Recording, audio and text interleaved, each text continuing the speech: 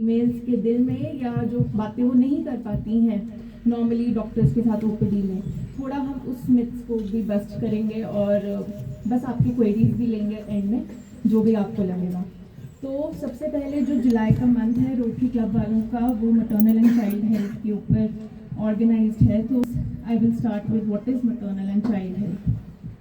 तो maternal and child health वो सबको इंक्लूड करता है जो कि एक विमेन को ड्यूरिंग प्रेगनेंसी, उसके पूरे 9 महीने में, डिलीवरी के दौरान और पोस्ट डिलीवरी, सिर्फ डिलीवरी तक सीमित नहीं है, डिलीवरी के बाद के 6 महीने भी पोस्टमार्टम बोलते हैं जिसको, वो केयर भी मैटरनल एंड चाइल्ड हेल्थ में आती है।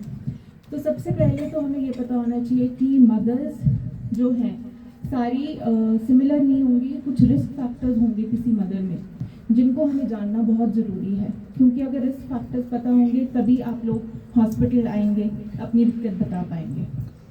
तो सबसे पहले रिस्क फैक्टर्स मदर के लिए, सबसे पहला age is a very good factor, जिसमें हम टीनेज प्रेगनेंसीज अगर बात करूँ मैं, लेस देन 19 ईयर्स की प्रेगनेंसीज, जो कि वैसे तो गवर्नमेंट अलाउ नहीं करती, 18 ईयर्स से अबव मैरिज एज है for the women, but still अगर 18 ईयर्स, तो अगर मैं 18 ईयर्स की लड़कियों की बात करूं तो टीनेज प्रेगनेंसी में उसको गिना जाएगा।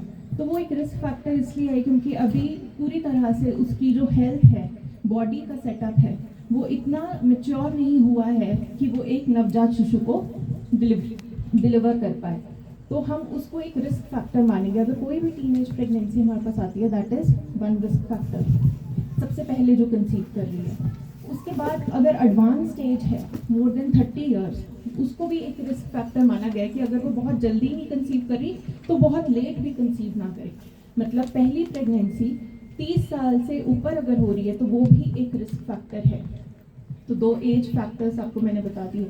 उसके अलावा अगर मदर का खुद का बॉडी सेटअप अंडर न्यूट्रिशन है, माल नरिश्ड है, और वो खून की कमी है उसके शरीर में, अनीमिया जिसको कहते हैं, तो वो भी बॉडी को अफेक्ट करेगा, क्योंकि बच्चे को न्यूट्रिशन कहाँ से मिल रहा है? माँ से।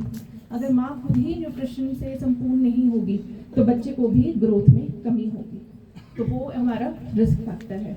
उसके अलावा अगर मदर को कोई और बीमारियाँ हैं, प्रेगनेंसी बीमारी नहीं है, प्रेगनेंसी तो एक फेज़ है, बट बीमारी का मेरा मतलब है कि अगर वो कोई और हाइपरटेंशन, मतलब बीपी की दवा ले रही है, शुगर की मरीज़ है पहले से, और या उसको कोई लिवर के डिसऑर्डर है ना, खून की कमी है, ये सारी दिक्कतें अगर उसे प्रेग्नेंट, हमें उसका और ज़्यादा ध्यान रखना है, उसको थोड़ी और चीज़ों के बारे में नॉलेज देनी है। और उसके अलावा अगर पेशेंट तो नहीं बोलूँगी, मदर अगर वो शॉर्ट हाइट की है, शॉर्ट हाइट हम लेते हैं 145 सेंटीमीटर से कम, क्योंकि उसमें हम नॉर्मल डिलीवरी को थोड़ा सा सोचते हैं कि शायद वो नॉर्मल डिलीवरी नहीं कर पाएगी।